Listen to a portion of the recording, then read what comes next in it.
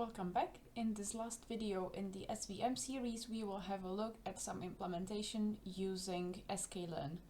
I will try to demonstrate some of the key concepts that we covered in the previous videos, including linearly separable data, nonlinear separation, kernels, and scaling. Let's get started. First, we're gonna look at some linearly separable data. So we are looking at data that has 100 samples and 2 features and some randomly generated data. We are trying to use the linear kernel, and as we can see in this case, it's working very well because our data is linearly separable. So the linear kernel is the optimal kernel to use, as the other kernels would take more time to run. They have a higher complexity, and we would not get any better result than from the linear kernel. As a recap to what we covered in the previous videos, the SVM classifier tries to find the widest possible gutter. So the gutter is space in here, space where there are no instances of either of the classes. This is the hyperplane separating our two classes, and the support vectors that are located on the edge of the gutter, or the street as it's sometimes called in the literature, they are called the support vectors. In this case, it's a little complicated to tell which are the support vectors because they are all roughly the same distance from the hyperplane. But if we say that this triangle is the support vector and this circle is the support vector, then the distance from each of the support vectors to the line is called the margin. So this would be the margin, this would be the margin, and they would be the same distance, as the hyperplane is trying to find the widest possible. And so this was the linear kernel. Again, linearly separable data, linear kernel. We can try to see if we put the value of C up for the linear kernel. In this case, it doesn't really change our result. So we can, in this case, just keep it at 1. If we look at linearly unseparable data, we will be looking at moons or crescent-shaped moons. As I mentioned in the lectures, this is how they look. So it's one moon intertwined with another moon, or croissant, or whatever floats your boat. Again, we have 100 samples, some randomly generated moons. And we will try to split them up with a linear kernel, but as you can see, it's not really doing a good job since the data is not linearly separable. Again, just as a recap, linear kernel does a dot product without introducing more dimensions, and in this case, only given these 2 features, it is not linearly separable no matter how high or how low we put the C to be. And you can see that there are a lot of misclassifications. So there are misclassifications here. This is probably misclassified as well, and also here. So this is not the optimal kernel to use for this data. Now let's look at something that might work a little better. Let's try to look at the polynomial kernel. So in this case, we are using a degree of 5 and a C of 1, and you can see that it's doing slightly better than the linear kernel. However, it's still not optimal. You can see that majority of the orange triangles is correctly classified, with this one outlier being outside, but I would say that that is as expected. However, the blue circles, all of these are misclassified. Now, what I would like to show is what I mentioned in the videos previously, to be mindful of the degree, because there is a big difference if the degree is odd or even. So if we try to put the degree down to 4, it will create a completely different separation. So degree of 5 is more similar to a degree of 7 than it is to degree of 4 or 6.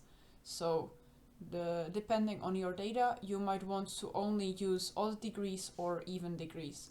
In this case, we need an odd degree, but putting up a higher degree does not really result in a better separation for us. You can see that the curve is getting strangely shaped. If I put it back to 3, it was a more simple shape. And let's also explore the effect of changing the value of c. So in this case we started with a c of 1, and you can see that the curve is rather shallow. It is not very pointy. And if we put the c up to 5, it is getting it's more steeper curve in here. If we put it even higher to 10, then it's even more pointy in here. But again, since it's just a line with a curve in the middle, in this case, it doesn't really solve our problem of all of these outliers, no matter how high or low we put the c to be. Let's try to look at RBF kernel. And for that one, we will be looking at value initially of gamma of 1 and c of 1 as well. And you can see that already with these low values, it is doing very well compared to the polynomial kernel or the linear kernel on this specific data set. However, you can see that the linear kernel runs in 700 milliseconds, polynomial a little longer in this case, 750 or so, depending on the values of the degree and c. And the RBF kernel takes a significantly longer time, and that is only with the values of gamma of 1 and c of 1. If we put it up, the time is going to increase a little bit more. We can see that it separates the data rather well. With gamma of 1 and c of 1, with both being at 1, it in my mind does a pretty good job without looking at the with just looking at the training data. And let's see how it changes with different hyperparameters. So we are putting hyperparameter c and gamma between 0.1 and 1000, and gamma up to 10. And from all of these, we can see that with a low c and low gamma, we are underfitting, but with a very high c and high gamma, we are very much overfitting. The higher gamma, the higher the curvature. So you can see that the gamma low results in almost a straight line. Higher has a curve, and a 10,000 gamma, 10 gamma of value of 10 has a lot of curves around here. If we look at the higher value of c, it increases how curvy it is. If you refer back to the slides, to the hyperparameters, c affects the margin, and gamma affects the curve's decision boundaries. So you can see with a high c and a low gamma, it doesn't allow for misclassifications. We're here with a low c, it allows for many misclassifications.